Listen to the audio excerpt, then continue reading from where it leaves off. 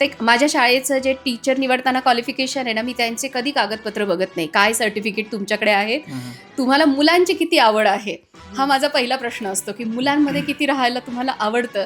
त्यात माऊली विश्वासी हे जे अॅन्युअल कन्सर्ट तुम्ही केलं, मला असं वाटतं जर ते म्हणजे कुठे जर व्हायरल झालं ना तर याचे नाटक प्रयोग व्हायला हवेत.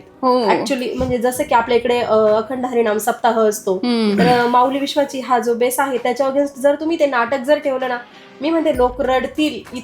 आजकाल पालकांच्या समोर कोणतं मोठं चॅलेंज आहे असं तुम्हाला वाटतंय?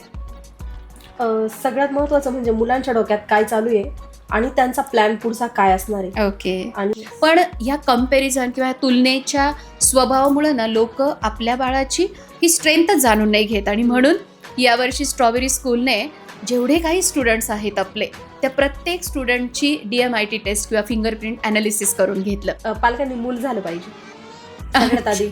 येस, जर ते मूल झाले ना, त्यांच्या लेवलचे विचार केले पाहिजे. येस, जेवढा त्यांचा मुलगा ज्या वयाचा आहे ना त्याच विचाराचे विचार पालकांनी केले पाहिजे.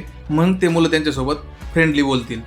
सध्याच्या काळात काय होतंय, म्हणजे सगळेच बिझी झालेले आहेत.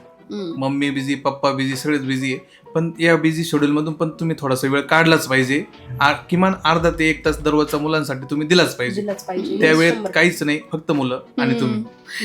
ऍक्च्युली स्ट्रॉबेरी ही फक्त 10वी पर्यंत मुलांचा विचार नाही करत, तर माझी मुलं ही भविष्यात कशी घडली पाहिजे आणि त्यांचं येणारा भविष्यकाळ किती सुंदर असावा. कारण पॅरेंट, स्टुडंट आणि टीचरमध्ये रिलेशन हे असं असावं की माझ्या मुलाचं काय कमी हे आई वडिलांनी सांगावं किंवा आईने सांगावं, आणि टीचरनेही सांगावं की तुमच्या मुलाचं नेमकी काय चुकतंय आणि काय बरोबर आहे, जर काही तक्रार असेल तर. पण स्ट्रॉबेरीतला माझा अनुभव खूप भारी आहे. म्हणजे